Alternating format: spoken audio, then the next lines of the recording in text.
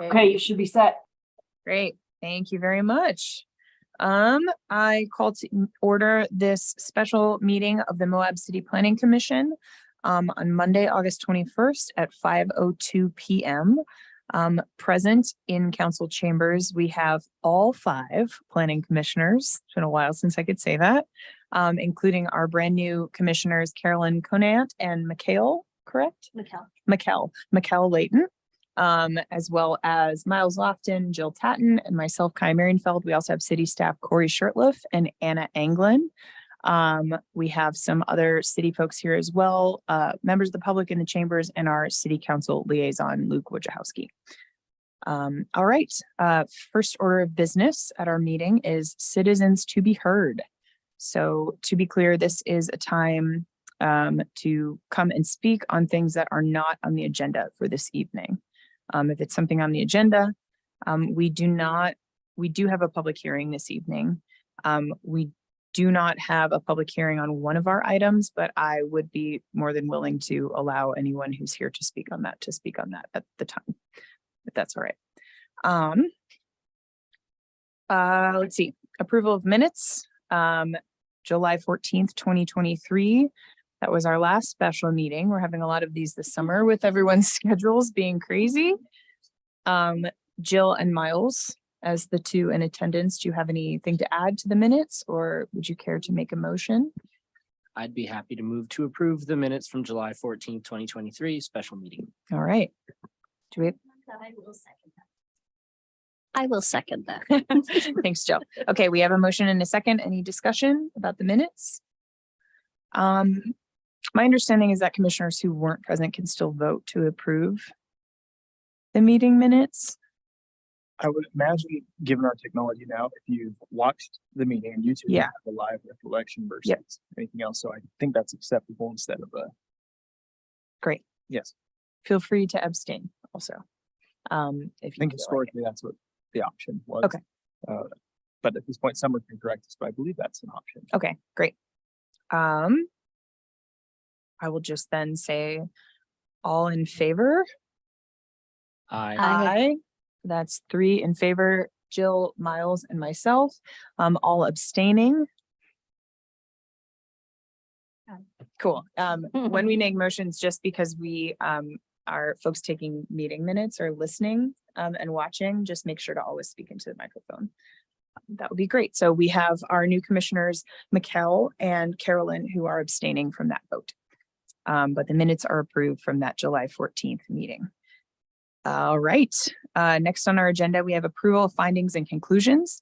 Findings and conclusions on the remanded site plan approval planning resolution number 02-2023 for the Cottonwood condominiums in 2022. So Corey, you probably want to give a quick little summary of this again. Sorry to our new commissioners, we're sort of just dropping you into everything. But if you have questions, please ask. Corey and Anna are extremely knowledgeable. Yes, we also do have Clayton Priest, the city attorney who is supporting during that remanded site plan. So this is upon the remanded site plan approval at our previous meeting, July 14th, what would be a findings and conclusions document of that approval set. So the lengthy process we went to of defining each of those aspects needs to be held on the record specifically to identify each of those items. So if there is contest, they can be specifically profiled within that contest. So this is the document similar to like a minutes document. So we're not readdressing the subject. It's, are these correctly displayed and recorded the way you perceive them to have been approved at that last meeting. So again, really similar to a minutes type document.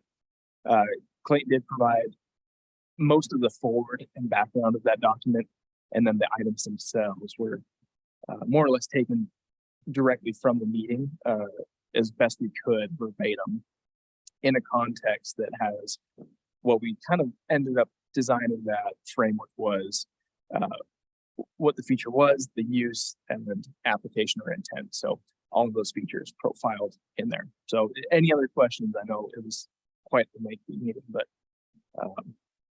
Clayton can answer any questions about additional process, and I can answer probably questions about the specifics of those findings. Great. And thank you, Corey and Clayton, for putting that together. It's nice to see. I was wondering as we were doing that meeting, what it was all going to turn out like. Mhm. So it's nice to see everything really clearly delineated based on each individual element that we were discussing, that needed clarification. So, I guess for members of the public, if you haven't looked at this document in the minutes, highly recommended. I think it sort of lays out the history of why we're doing this. And then addresses the revised site plan and specific elements for this particular project, which was sort of the subject property that kind of brought this all into new consideration. The items were, specific elements that we needed to address were the exterior fence. That was a 6-foot perimeter fence. Hardscape crushed granite, gravel, essentially plants and trees in a planter area, a gravel path, patio pavers and small exterior unit walkways, pony walls, like a half wall between individual yard spaces, firewalls separate to each condo, and roof eaves on some of the balconies or over some of the balconies on some of the units. Those are all explained in there. And then our conclusion was that as revised following the ALJ opinion, the conclusions of our city attorney, and then review of the project applicant, and some changes made, the site plan does comply with the 15-foot buffer requirement as measured from the adjacent property line, under the new understanding that it's measured from the property line, and it's not on like the next owner down the line, which is how we used to interpret it. Yeah. So, okay. So Corey, what we need to do today. There's options Okay. at the base of that document, and then a motion for approval example. What we'd be doing is offering one of those options in a motion format to either approve with modifications, table with additional information, or deny and give specific findings as to what was deficient. And what that will recur in the next meeting is within the minutes of the next meeting. So we're kind of continuing to log how this remanded site plan is being approved. Okay. But for the moment, it's the approval, and then in the next series of minutes, this will show up as an approved item in those minutes. Great. So our options with an approval of findings and conclusions, potential approval of findings and conclusions. We can approve it with or without modifications, just like we would a site plan, a proposed ordinance. Continue or table the action if we have specific direction to staff that we need additional information, or we can deny the findings and conclusions, again, giving specific findings for the decision. There is a proposed motion for approval on the bottom of that document. If anyone would like to make a motion, that is great. Otherwise, we can continue to have more discussion, or we can have a motion and discussion afterward too. Sound good? Yes. All right. I'll make the motion to approve this. I move that the City of Moab Planning Commission conditionally approve the remanded level 2 site plan for the Cottonwood Condominiums 2022 project, including amendments as provided by the applicant on property located at 214 South, 200 East Moab, Utah, 84532, with the following conditions. 1, all comments. Jill, if I might Yes. interject, Mhm. I think that's a different motion for approval. Okay, The one that we would want is specifically for the findings and conclusions, which is at the base of that document. Yeah, so the first document. Right, so that would be the motion from the previous approvals, so we're not approving that. Yeah, so resolution. okay. That I agenda removed that. summary was, I see Sorry it. for the interrupt. the No, agenda I- summary was from last Uh-huh. meeting. Okay, That's confusing, Let me because normally try that's see where it is. I was like, oh, there's things she's adding. we'll start that all over again. How about Sounds good. that? Okay, I'll make a motion to approve this. I move that the City of Moab Planning Commission approve the findings and conclusions for the remanded level 2 site plan for the Cottonwood Condominiums 2022 project planning resolution 02-2023. Thank you, Jill. I'll second that. I think we discussed it at length. That was a very good summary of what we discussed at length last meeting, so I'm happy to second the motion. Okay, great. We have a motion to approve the findings and conclusions from Jill and a second from Miles. Any further discussion or importantly, questions, input, anything from our new commissioners who are fresh to this, but that might be a very good thing coming in, to have your perspective, if you care to chime in. Okay, I'm seeing shaking heads, which is totally fine as well. Okay. We have a motion on the table and a second.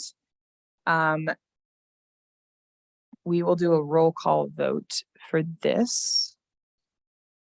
Corey, would you like to I will. roll us off here? Thank you. Jill, Aye. sorry, let me get the motion in a second here. Quick. Miles, Aye. Carolyn, All right, to abstain on Ye- this mhm. one too? Yes. Abstain? McKay, Aye. and Kai. Aye. Perfect, thank you. Okay, motion passes with 4 yays and 1 abstention. Thank you, everyone. Thank you again to our attorneys for drafting up that very nice conclusion. That was nice. Okay. Moving on. Next is item 5 on the agenda, which is a public hearing. This is a public hearing and consideration of ordinance number 2023-12, which is an ordinance actually amending the text of the Moab Municipal Code, clarifying screening and buffering requirements for multi-household dwellings as an existing permitted use. This amends the multi-household dwellings use parameter buffering in section 17.20, 17.21, 17.27, 17.30, 17.48, and 17.51. This is a public hearing and a possible action on this item. We'll maybe have a staff summary and some discussion, then open the public hearing. I'll offer it up to the chair of the commission what you'd like to do. We have one citizen here who's hoping to speak, kind of advance the meeting, so he's not here through the full length. of the Okay. meeting. Great. If you'd like to have a statement, and then I'm assuming may or may not stick around for the full portion of the explanation to the end. So maybe there's an opportunity here, Mike, if you're interested. Okay, then I might make the Apologies. recommendation that we open the public hearing. That sounds good. All right. Let's see. I'm sorry, 1 second, y'all. Quickly. I don't have a tissue. Do you have tissues here? Thank you, Michael. He's got me. All right. I just want to listen and not be sniffly. I'm not sick, I promise. Allergies have been bad this time of year. Mhm. I just, oh, wait, no, I have one. Hooray. All right. Okay. All right, I will open the public hearing. Oh, excuse me, I'll just clarify. We did not get any No. emails. We did not. Yes, we did not get any emails about this item. There was some discussion that I was privy to just from community members that I'll chime in with. And then we will open the public hearing here. If you will come up to the microphone, say your name, and we'll try to keep it to 2 minutes. I will open the public hearing on item 5.1 at 5:16 PM. Mike? Oh, Yeah, sure. it's BYOC tonight. Bring your own chair. I timed it. It's about 2 minutes. Okay, that's fine. Yeah, thank you. Thank you.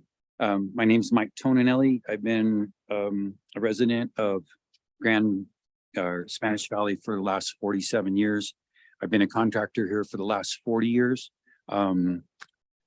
I want to thank you for your service in advance, and I want to apologize because this is a little personal. But we're kind of talking about my property next to, I was here about a month ago asking for some buffering to some large apartments. It'll roughly fit maybe 400 people up against my rural house. Okay. So as far as the buffering and what you guys are going to be looking at tonight, I want to encourage you all to look at each and every project, maybe like not just like the site plan, but to actually go to the site and look around the site. In the case of my property, like I was asking for a 6-foot fence to be an 8-foot fence because I'm in rural residential and the city annexed to me without us being able to know anything about it. They annexed and changed it to C4. So I was asking just for an 8-foot fence instead of a 6-foot fence. What happened at that meeting was I spoke, the developer befriended me in the audience and spoke, and then he came back up and he did a Dr. Jekyll, Mr. Hyde thing and was pretty mean and said some nasty stuff. I wanted the commission to know, like I was asking for an 8-foot fence, and I should just read this dang thing. But if you were on the parking lot of this project, the 8-foot fence is below your feet. It's not going to affect anybody's sight. The only thing that it's going to affect, I can still hop a 6-foot fence. A 8-foot fence might challenge me a little bit. So I was just looking for a little more privacy. I'll stick to this. I'm sorry. I didn't get a second chance to speak. I would like to have said, one comment was, we all know about the strong winds in Spanish Valley. I've worked outside for the last 40 something years here. The wind blows like heck in the spring in the top end of the valley, which is called Poverty Flats. It blows pretty good in the middle of the valley. Where this project is and where my house is down off what I call the Sportsman's Hill. If you're in Spanish Valley, you can call it Packard's Hill. It's a whole different wind down there. So it wouldn't affect the fence. And then there was a comment that the fence would have to be re-engineered. I talked to the engineer and he said that no, the fence wasn't even engineered. So if it's not engineered, it doesn't need to be re-engineered. There was just many things that were said that I would just like to clarify a little bit. The developer said, just pulled this number out of his hat of $150,000 to do this. Total bull, right? It's just not $150,000. Okay, and then one commissioner's comment was like he personally thought an 8-foot fence was ugly, and I would just ask that person to turn around and look at 40-foot tall buildings and talk about ugly. And that's the personal part. I promise I won't go any farther than that. I thought it was really ironic talking to the developer after the meeting. He lives in a gated community. So I guess to have a fence that gives you some privacy, all you need is money and a fence. That's the personal part too.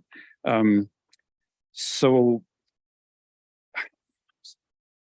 I guess I would encourage you sometimes to maybe give the person that lives there, that's lived there for 40 years, maybe trust him a little bit in what he says. He's not really after anything besides trying to protect his investment. And as far as investments go, I asked a city council person one time that this went down last time. Why did he get to speak twice or 3 times to my one? And they said he had a lot more invested than I did. And I will argue that point. I have 40 years plus of sweating and working hard at my house and making money to make improvements on my house. I think percentage wise, I have more invested in that property than a developer. And then I just want to warn you guys, developers, like he did to me that night, it's like they say lots of things. Like I can give you examples from the prior developer on that property, what they promised, the affordable housing, and they were doing it for the community and all of that, and none of it happened. And I just would like you guys to let the little guy have a little more say sometimes. Like it just seems like I got when that guy went ballistic at that meeting, I watched some of you visibly change. Like he affected you guys. They're professionals at being professionals. I'm a painter. Like I'm really good at what I do. I'm not good at public speaking. And it's at a huge disadvantage when you come to meetings like this. And no wonder it was so wrong. I used the wrong paper. Okay. That's fine. Take your time. Okay, wonder it wasn't right. So anyway, I just wanted some privacy. That's all I'm asking for. When you put 400 people, and just so you guys might not know this, but the city annexed up to me in 2012 with none of the owners knowing that they annexed. When they annexed, they went from rural residential to C4. That's a big gap. When I said you should have notified me that you were changing zones, and they said, yes, except when we annex, then we don't have to. My brain says, then you should have wrote me twice. So the city annexed and up to me, C4. The last project was over 500 people were going to be there. This project's a little better. And I thanked the developer at the beginning that he made the project a little bit better. All I'm asking for is a dang fence to be 2 foot tall higher. And what's killer, it doesn't even go around the whole property. Like the other people just didn't want to fight. That fence should be bordering all the houses that are close to them. They just don't want to fight because they said, you're going to lose, which I did. And I lost 6 years ago on this fight. I want to just thank you and thank you. Thank you. Do we have any other members of the public here or any more engagement online? I just want to check. We did receive a call from one of the projects that have been affected by this change, but through discussions, they said, okay, we have no comment. Okay. They were just looking for clarification. So that's Great. what we can just state.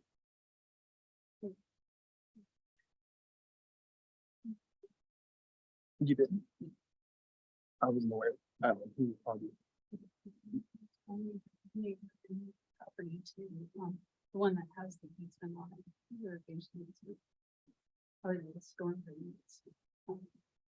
Right by the About this, nursery. about this ordinance? Yeah. Oh, then asking about- you can share. I'm not familiar with this call. Oh, it was the same. Okay. I guess there was another call that came in asking for clarifications on this. But sounds like they had sufficient feedback that they didn't feel the need to comment. Okay. Sorry.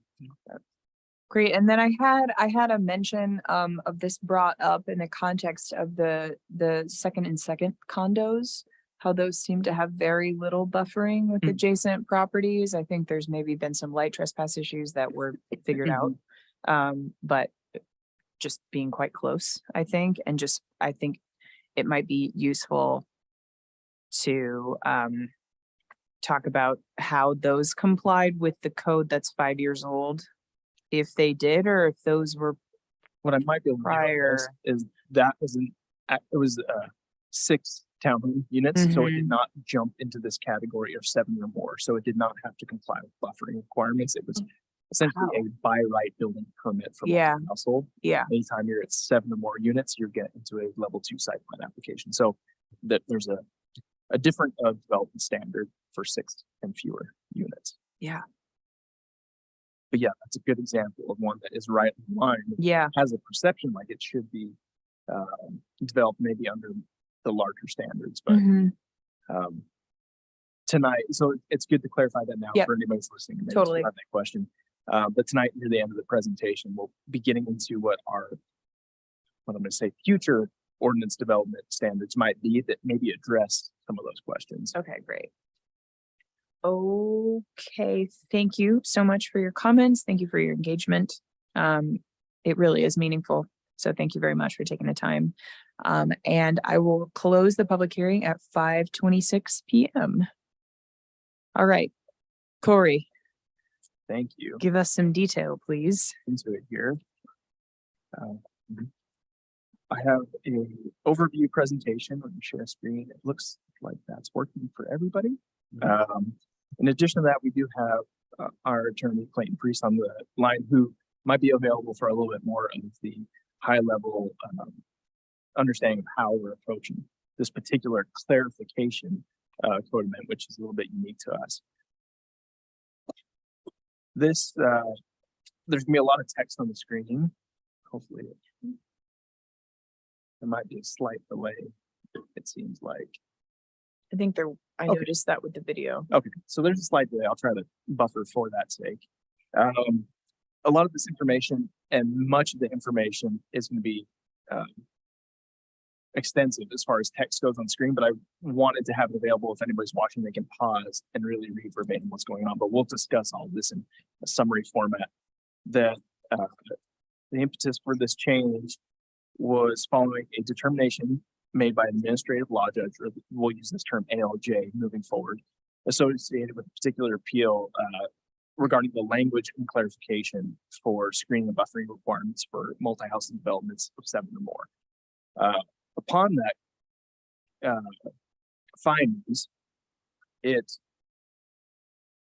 cast a little bit of uncertainty on what the current status of approvals were in development. So this is the essential ordinance for curing our unresolved language aspects. The determination made did clarify particular elements of language, but it also brought together aspects of language that weren't within the same provision, which is part of the issue with this screening and buffering regulation, is we have a number of sections that all play into how we're governing that. The historic understanding had been maintained through multiple directors over multiple years, and every multi-household project we've had essentially on record in the last 5 years. So the idea of maintaining what was language that had complications until it had been or was being proposed for amendment with our water efficient landscaping ordinance was how we were having to continue to approve, even though we understood there were these aspects of deficiency. We were needing to maintain that until the ordinance changed. If we were to change, so to speak, change our interpretations midstream, that opens us up to liability of being arbitrary or capricious in how we make those determinations. So I think none of us are attesting that the historic language was perfect. It was full of those holes and deficiencies that made it really challenging for us or the land use authority, whether it's you or the city council, to make very clear determinations without going to the extent that we went to this past time.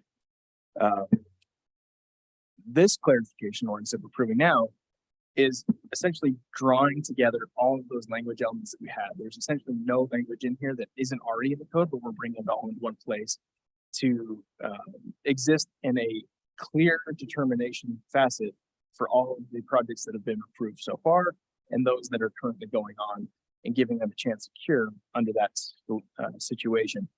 This is all, of course, the understanding that we are and have already been moving forward with a clean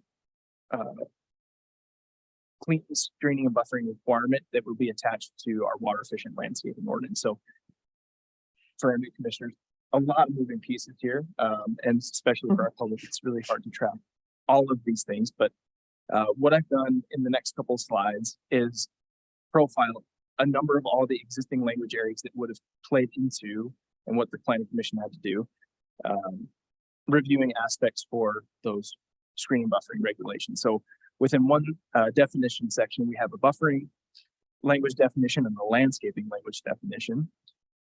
In a separate supplementary requirements code section, we have additional landscaping screening requirements, which also has regulatory language as far as zone boundary buffering outside of what is landscaping screening. So you have in this particular provision a number of regulatory elements that aren't just screening requirements. This was an example, and I've provided a couple of examples from where buffering or screening was required. This one was not profiled previously, but I think was important to provide under the subsection B. Hopefully that shows up. Yeah. That we can see here, it identifies, provides separation from other uses and adjacent properties. And I know it's semantics, but the importance here is this little connecting and identifying historically that there was some understanding of the difference between a use and a property or a boundary. Now, oftentimes those could be used interchangeably, and that was the essence of what the ALJ's determination was, is that separation of uses is meant to mean separation of boundaries. Now, in many contexts, we applied that logic. But in other contexts where there are multiple uses on the same property, or even multiple uses interchanging between property boundaries, which in Moab has happened many times, this screening buffering requirement is really sucked down to the use that is needing mitigation, not just what in some cases can be a property line that has no context to what the actual use is. So this was a piece that in my mind, was pretty important to the early discussions, but never was profiled during that appeal or in our conversations since then.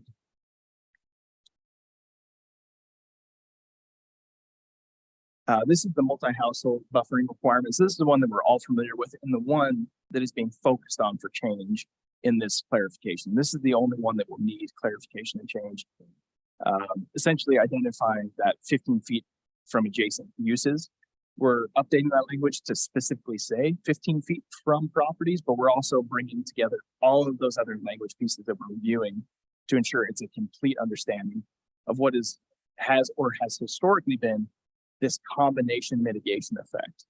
So in our previous review, we had to look at what the feature itself was, what the element was, what the use is, and what the intensity and impact of that was. You are evaluating all three of those. This new clarification still does all those things, but it does it all in one regulation as opposed to many. This is in a separate section, a different definition for buffer, and then also a different criteria for when and how the land use authority can govern discretion of condition on buffering and offsite impacts. So to profile all those pieces together, I know it was a lot up front, but here's what we're looking at tonight. This is the proposed clarification language directly. I had worked with our attorney group on this to compile these various language areas and regulations into this one area. So there's undoubtedly a little bit of redundancy here, and admittedly some clunkiness because we're using almost entirely existing new language with a few amendments, like we've shown with the properties here. Previously, that word was not used; it was uses. But outside of that, it's mostly the same. So in that context, before we move on, this particular definition gives us the ability to have what will be likely a next step of any active or active approved, we'll call it, meaning they are either just approved, in construction, have entitlement, or working towards entitlement. Not fully constructed and tucked away. I don't think we're trying to cure those that have been in existence for a long time. But any of those that are what we call actively reviewed at some level of the city, they don't have a full C of O and they've been up and running. We're going to reach out to them to notify, hey, which we have through this clarification and public hearing, that through this language amendment, it's clarifying what the ALJ's concerns were with our language, amending those aspects that were deficient and producing one that is intact. Now, again, in light of our citizen to be heard and everything, we've been working on what I would call a new and improved language section for buffering and screening. So I don't want to, the temptation here is to collide them. Why don't we just go right to the new standards? Wouldn't that just be easier? And the short answer is that it might be easier, but that still leaves a number of approvals in this interim of there's no validity for them to land on as far as their previous approval, because they don't maintain legal non-conforming status with an ALJ determination, which is what typically might have happened. So it's just kind of a tough little place. This is my wife calling. Got two babies. That's okay. Thank you guys for your time. Thank you, Mike. Thank you, Mike.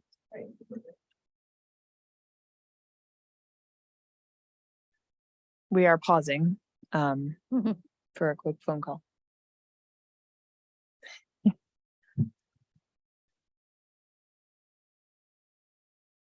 We're dropping you guys right in. It was a lot of reading. It's either, I feel like that's sort of the rule. Right? It's either a lot or not anything. pictures. And there's absolutely no middle ground with our meetings. Yeah. I apologize. Yeah, it's either like the cleanest, quickest. Or throwing everything. in court. Subdivided or like major code weighting Right? revisions. To pick back up here, All right, again, this thanks, is the Greg. language of the proposed clarification language. But I did also include in this presentation, which we won't, I'm really going to skim past this quite quickly because first of all, we've already had a public hearing, we're working through things and that's going on city council. As far as the aspects of the water efficient landscaping ordinance and specifically the provisions for screening and buffering in there.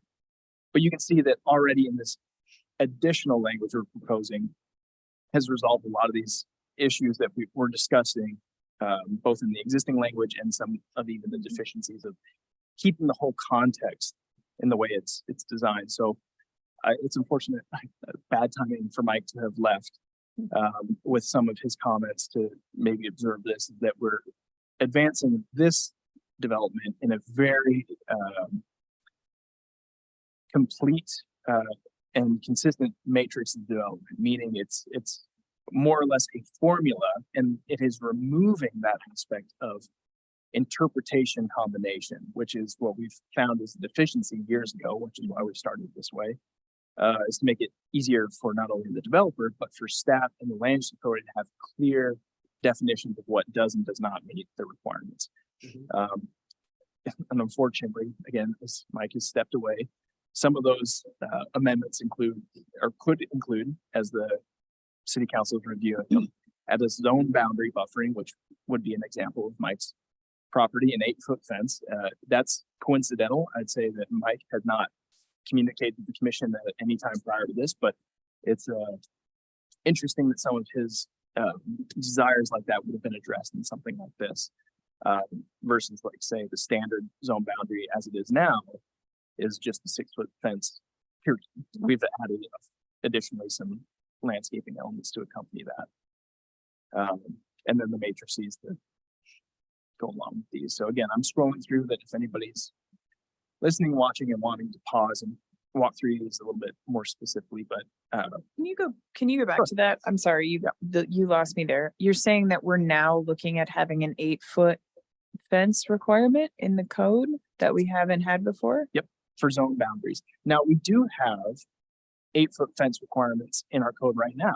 Yeah. Specifically for developments in overlays or use parameters of specific zones. Yeah. Storage units in the industrial zone, for example, Mhm. already do require an 8-foot fence. What we're saying is for all zone boundaries adjacent to a residential property or county property that is zoned rural and residential would require that higher screening element. But we're not requiring the neighbor in Mike's case to have an 8-foot fence? It's not a requirement in the ordinance right now. Correct, but we're headed that way. Yes.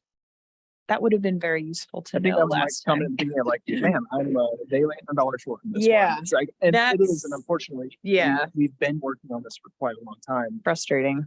and I know it doesn't solve maybe Mike's issue or in some of the other neighbors out there that are saying, "Oh, my neighbor just built a year ago," or they're currently building. Mhm. We understand that, but we can only move through this process as fast as we can, and as a Yeah. community, have to move that whole ship together, and that's what we're trying to do. Is I understand it might have missed the boat, so to speak, with some properties, but what we're hoping to catch is those that haven't gone down that line so far, or for redevelopment for that matter. Again, all redevelopments would have to comply with this code. Is there any leeway to be had at the council level with that July 14th discussion, level 2 site plan approval for I forget what the apartments are called. No, Jasper. Jasper. To I guess revoke their. I'm wondering if there's approval. any discretion level, like legislative discretion where because this is pending, because it was a specific thing in this instance, I'm not typically an advocate of sort of cherry picking Mhm. stuff. We did explore that, or at least what, and for all of these affected properties is the correct term. For all of these affected properties, we did an analysis on those and how they would or would not be affected and to what levels. As an example, that particular property, they had filed a complete application prior to the ALJ's written determination. Yeah. So that complete application becomes the vesting document through state statute. So we're essentially beholden to the code at the time of which the submittal is complete. Sure. That I would say is overall more consistent for legal non-conforming uses, or if we say we change the code after the fact. Well, if you're vested, you're protected from any of those amendments after the fact. But when we do go forward with this, if they do any redevelopment there that requires them to pull a permit, they will then need to be conforming. at that Correct. point. If they trip any of those legal non-conforming provisions in the Yeah. general provisions, Sure. they would have to come in compliance full standard. There are very few instances, and it's mostly with acts of God or necessary maintenance. And then the one exception is solar panels, where you don't have to come to compliance. If you're applying solar panels, we're not gonna make you fix your garage, something like that. And just put the solar panels on there. No, of course, I certainly understand that. I think at least personally, did not realize that this was impending the way that it is, Mm. that specific change. I just think that would have been very good to have. I think may have changed the discussion about the feasibility of the 8-foot fence and all of this sort of discussion that we had afterwards, regardless of if we were, which I still think we weren't able to require the Right. developer to do that, Right. which is a different case, but maybe I discussion understand- about like, hey, it is feasible and this is what we're gonna be It's- requiring in the future very soon would have been good to be able to add. property owner, feasible is an interesting term. Yeah. With the developer, I think Mike had a specific, he recounted that meeting in his perspective. I think the commission handled it extremely professionally and balanced. So I appreciate your review on that and the way that you did approach it. But yeah, I think overall it could have been an item discussed and required. We also understand that could have meant repercussions, even if we're 100% correct and we had the authority to do so, which we did. But I think the findings from the commissioner sound on that Jasper site plan.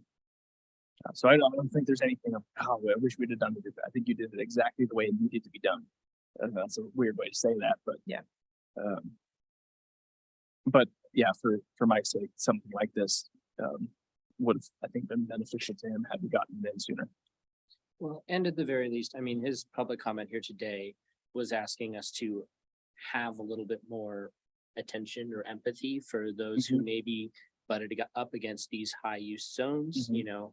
him having this rural residential plot and hoping that's what it would feel like for the rest of his life, and then having a big apartment building going in next to it. Like, it's unfortunate that that was annexed that way, but that was also nothing that we could change, adjust, or otherwise Mhm. deal with. Mm. And so we are now entering things into the code that will help protect people down the line Yep. from the same issues he's dealing with. That's right. Yeah. So Uh, may not be a perfect solution, but it's at least a step in the right direction. Right. I'm just advancing through these. There aren't Fine. many, Yeah. but I am landing on this last one for exceptions to the buffering screen requirements, which is what we exactly discussed. Discussed opportunities not only to make it a little bit more feasible, we'll still use that word, for the developer, but also give the land use authority the correct amount of interpretation in the correct places. I think that element of authority review is important, but it needs to be placed in the appropriate locations within a review set so that we're not interfering with what is reasonable development standard. But I think the commission and the working groups and committee that have put that water efficient landscape ordinance and all the time that it took, I think we tried to tease out through as many of these scenarios from both perspectives as we could. So more to come on that. What we are focusing on tonight is just this language here. So quite simple. That concludes most of my presentation material. It'd be great if we got into discussion. And I don't know, outside of questions, if Clayton, you have any contribution of where we're at, what we're doing here. Let me go ahead and stop sharing the screen. So, no, I think Corey did a great job of explaining kind of how we got here, where we're at, and what this is intended to accomplish. So if there are any specific questions about, the legal implications, how this worked, happy to field those. But like I said, I think Corey did an excellent job in covering all that already.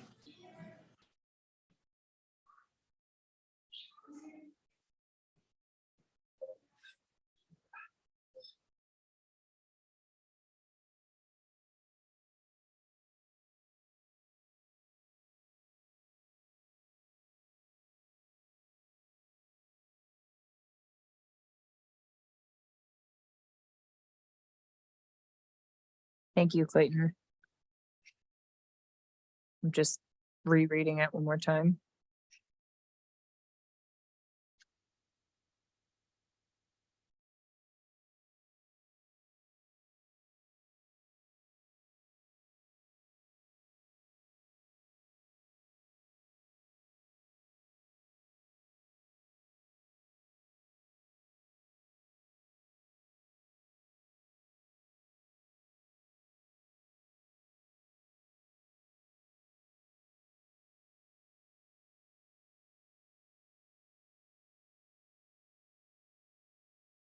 Clarify, this is something that would still allow the level 2 site plan for the Cottonwood condominiums. It tries to account for that.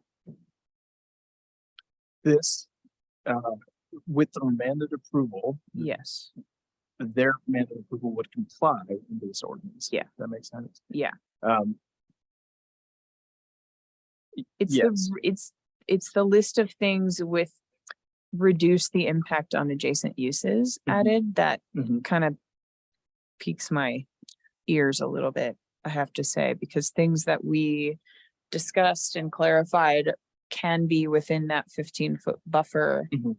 I wouldn't necessarily say are reducing the impact on adjacent uses. They're just making it usable space. I don't think they necessarily impact unduly, Mhm. but I don't think they We are had- things that reduce the impact. Sure. I think we had a collection of maybe 2 or 3 elements that were what I guess we were calling a neutral impact, meaning it's not helping nor is it hindering the development. The feature itself is compliant with the landscaping provisions, but it wasn't itself another screening mechanism. Because again, there are no buffering mechanisms. A buffer is Is determination of space. Yeah, Everything between that is an element of screening that is, and this is in our new language, the difference between a buffer and buffering. Buffering is a combination of distance and vertical space. So Mhm. as you can tell, we've become very educated in these elements, and I know it's a little overkill, but that's kind of getting to the point of this combination aspect, really important to define. So I think what we've done in the remanded site plan would be approved under this new or this clarification piece. Additionally, given that this language, it was already intact during our remanded review. mhm. So these were just, again, we're combining all those areas of review rather than having them dispersed through the code. Great. Yeah, the one Essentially, piece, this like you're just- saying, oh, sorry, Oh, Miles. sorry. So essentially, this just reinforces the remanded review that we did Yes, and the ALJ's decision, and it makes it a actionable part of the code. come on. Yeah. Thanks, Yeah, Clayton. so it does kind of two things. So one, and I think the important part is it's codifying the way that we understood we had always treated the code to work. And the way it does that is it gives the land use authority discretion to determine the horizontal distance. And that's kind of what had been understood before is obviously if you're going to have fences and hedges and a lot of shrubs and trees, that may require less horizontal distance than if it's just open gravel landscaping. And so what this does is it puts discretion with the land use authority to make determinations of how much is needed based on the difference in uses on what's being proposed in the landscaping plan to create that. And then with regard to the actual 15 feet, it's saying if you don't do anything, then you'd have to have 15 feet. And that is, again, and as Corey has talked about, the purpose of this is to allow a combination of use. And I think that is a good point in looking at whether or not everything in there has to reduce the impact. But given the way that this provision is set up, and looking specifically at either individually or in combination, it reduces the impact. And as Corey said, there may be things that are neutral in that determination, but it's part of an overall design to reduce impact. And I think that's maybe a couple of the key points with the way that this change is set up.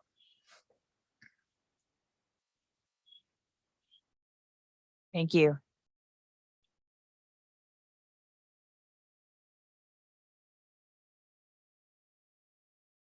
Do you ladies have any thoughts, anything to add? I have a new girl dumb question. Go for it. Would you, yeah, just Okay, like, so in the case of a MFR where you have, I think in your code, there's a 7-foot setback. Mhm. Okay. Yep. So if the builder decides they don't want to do any buffering landscaping, they lose that 7-foot setback and they're now at a 15-foot setback. Am I understanding that? It's a little bit more complicated in that Okay. setbacks are a separate requirement from buffering. So Okay, a setback is essentially measured from property boundary to main frame of the structure based on structural setbacks. So a buffer not only would push any structures back, it will also, in this instance, regulate what is happening within that matter of feet. And so I think it's not a dumb question at all. And it's a minutia point that led to a lot of the issues and deficiencies in the earlier understandings of what our code said. okay, Is that we had two conflicting, well, why does it say 7 if it's 15? right. We have two standing issues with where those buildings need to be placed. I think, again, within our water efficient landscaping ordinance, those things are being, even within the use parameters, developed further, so there's more clarification. This clarification language right now is limited purely to respond to that ALJ's determination. So I'd say we haven't fully solved some of those deficiencies yet. I think within the land use code, though, they are separate. There isn't a deficiency in regulating right now, but it can become more clear. Does that help a little bit? That does. Okay. And this is going to be affected when we do the landscaping thing. So this is just essentially for now, for those developments in progress right now. This gives them something to work off of until we are done with the landscaping ordinance. Correct. And this again only affects dwellings of 7 or more units. Yes, in this instance, I've put X's signifying not a particular subsection of our zoning code. So it will apply to those, that was it 1720, 1721, all those areas where a multi-household use parameter buffering is applying. Sure. Yeah. Perfect. Just clarify. That was a question that one of the council members had of understanding where and how it's implementing. And so that's a good question for anybody. It's proposed in the ordinance in as simple language as possible. That doesn't always mean it's like very in your face clear, but that's what that means. It's going to integrate into all zone areas that have a permitted use for multi-household dwellings that have a use parameter for bufferings. All of those will be amended.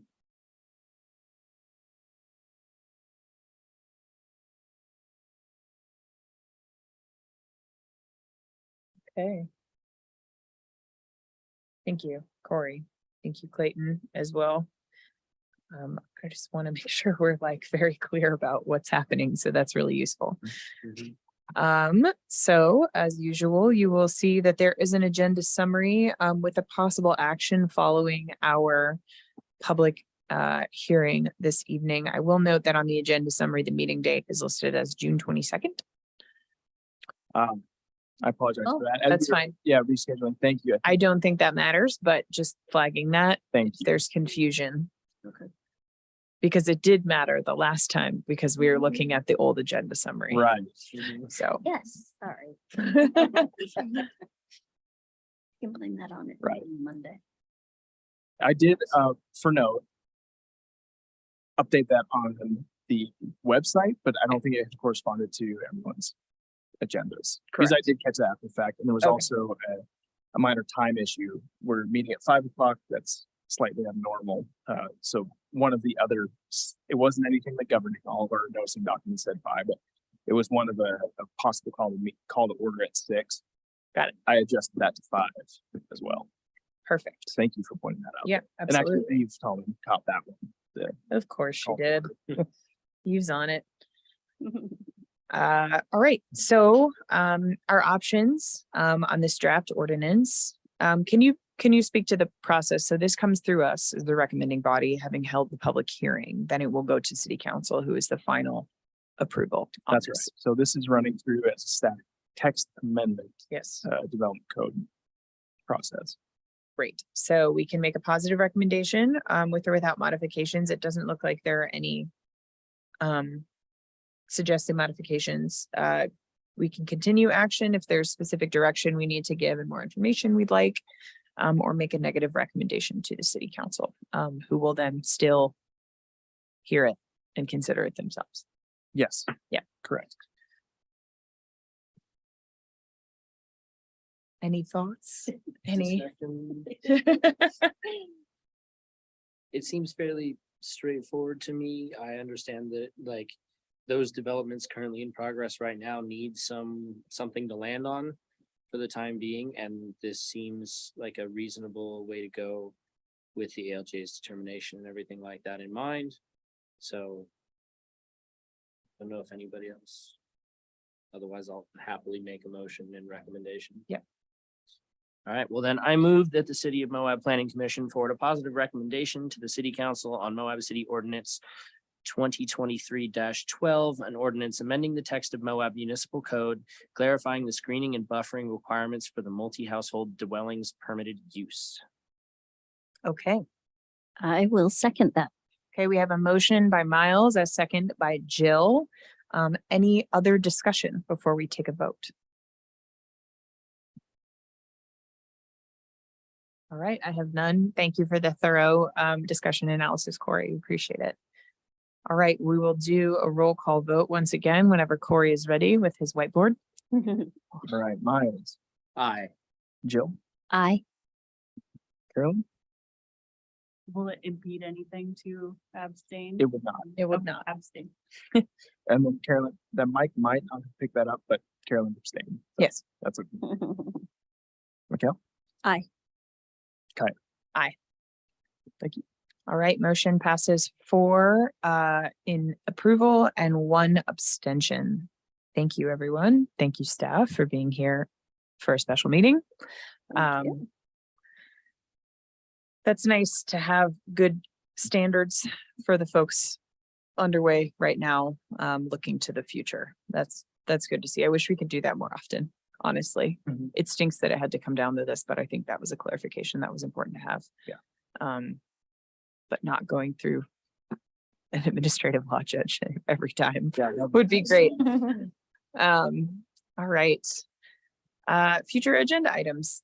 At this time, I'd like to invite our community development director, Michael Black, up. If Mike, you want to introduce yourself and quick little statement. Yeah, sure. I've met most everybody here. Sorry, Miles and Jill, I haven't met you yet, but my name is Michael Black, and about a month ago, I started as the community development director here. And it's a new position. I guess it was filled a while back. I'm not sure how long ago, but I'm over the planning, building, engineering, sustainability, and housing departments.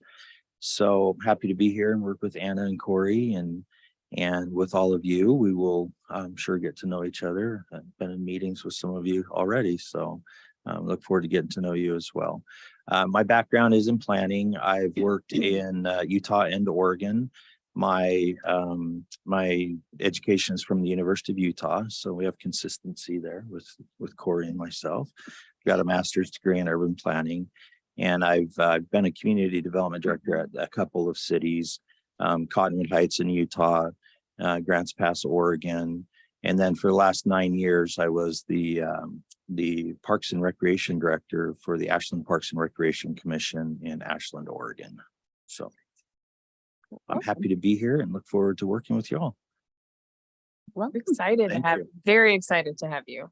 Had the Thank you. privilege of being in a meeting with Michael already about, led by the Housing Task Force, and it was really great to, you like really got dropped in on Yeah. that one. Yeah, for sure. They know more than all of us though, so it was nice to kind of see where things are headed. Welcome. Thank We're you. really excited to have you. Thank you. And look Thank forward you. to getting to know you all. Thank you. Yay. And before anything else, if now, I know we had a a member of the public that was anxious for a public hearing. So we kind of moved past the introduction of our new planning Yes. commissioners. But if I want to take some time, maybe they can do the same, introduce themselves. Yes. Sorry to put you on the spot, but No, it's he's kind of the not. rite of passage. He's not sorry. He's not sorry at all. And we can do the same, actually. How about we start and then like easy guy. I'm Kai Marienfeld. Hi, I'm an attorney by profession and planning commissioner by hobby. I don't know. It's a weird hobby. Jill. Hi, I'm Jill Tatton. I don't know if you guys know this, but I moved positions. I was did you know that? No. Oh, yeah, I was the principal at the elementary, but now I am the special education director of the district. Cool. So I'm in education, been there for a while. I'm Miles Lofton and I've lived in Moab for about the last 8 years and I work as a handyman and I'm starting a contracting business as we speak. Awesome. Hello, I'm Carolyn Conant and have been in Moab since 2013. I first moved here to work for the Outward Bound School. So I used to work in outdoor ed, but have now pivoted to kind of climate action and sustainability work. I have a remote job for a nationwide energy efficiency nonprofit that focuses on energy efficiency and affordable housing. So I'm also on the Affordable Housing Task Force and involved in a few other things around town. But yeah, just wanted to find more ways to kind of plug in and give back after a few years of being in more of a self-absorbed, playing in the desert kind of a role for my first few years from Moab. So. Awesome. I'm Mikkel Layton. I'm a transplant from Southern Arizona. I worked for the county, Graham County. So my phone answering skills now that I work for Grand County, it's a little confusing for me still, Jeez. but yes. So I moved from Graham County in Southern Arizona here to Grand County to work in their planning and zoning department, which I enjoy immensely. I lived in the town of Thatcher where I served on their planning and zoning commission. And so when I saw this opportunity, I thought I would apply for that. And so here I am. I've also been recently hired to coach the junior high cheerleading team. Awesome. And so now I have a third hobby. So yeah, happy to be here and happy to be spending my evenings this way. Thank you. Awesome. Thank you. Thank you. Well, I think we'll plan on, meeting with both of you a little bit more soon, getting you a little bit more acclimated as we just threw you right in the fire here, but so happy to have you and participate and represent the community. As far as future items, thank you for bringing it up earlier, Miles. We are not meeting this Thursday, this special meeting accommodated what we would have been reviewing. So our next meeting will be September 14th, I believe. Okay. Yes. Within that, it's very possible we might be reviewing a master plan development review. We'll see how complete as it runs through final application DRT is at the moment, but a couple of bigger items they'll be kickstarting. I know we've had a bit of a lull as far as development applications coming through. Been kind of focusing on land use development right now, so we should be having those go through, and then maybe beginning our workshops in dark sky. I know that's been on the forefront for a while, but now the landscaping ordinance coming to its conclusion with City Council, time to fire up the ordinance development on that dark sky. So exciting things to come. Anna, anything else from your end? We do have a zoning amendment coming up, probably for that same agenda, for the industrial zone. So. All right, I don't think there's anything else from staff, anything else from commission or liaison. Anything from council that we should be aware of? For the meeting tomorrow, that feels weird to say. I'm not used to that. Prefer it this way though, because for me, the commission's For real, yeah, Corey, it's the opposite. what are you gonna do on Thursday night? So exciting. What I'm not doing tonight. Yeah. I think there's just like some questions that are clearly going to be explained tomorrow as to like the need for this language shift and like what kind of like caused it to arise. I think there's some clarification that at least one of the council members that I've spoken to wanted to ensure that planning commission at least had some sort of input into like this entire process prior to just today, which there was. And yeah, I think we're gonna be reviewing the landscaping ordinance and hopefully like pushing that forward sooner rather than later.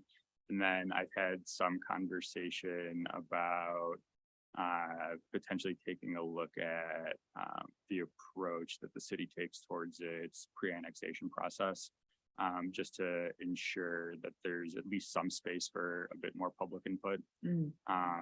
Just because as of right now, it's not really required. Like, I think the way that things are being handled is like within the letter of the law, but when it comes to certain things like Michael had alluded to, I think we should, I personally believe that we should do a bit more than just above the bare legal minimum. And I think it's going to position the council to make like better informed decisions regarding what's in some of these pre-annexation agreements. But I think we'll see how that plays out, and we'll see how we can like incorporate like planning commission if that is something that should be a part of it. But as far as anything else, I can't think of anything. Great. Thank you, Luke. All right, that being said, I will adjourn this meeting at 6:09 PM. Thanks, Thank you. everyone. Thank you And very welcome, much. welcome again. We are so happy to have you, Thank you. truly. Clayton, thank you so much. And Summer, thank you for being on the line as well. And thank you to my tissue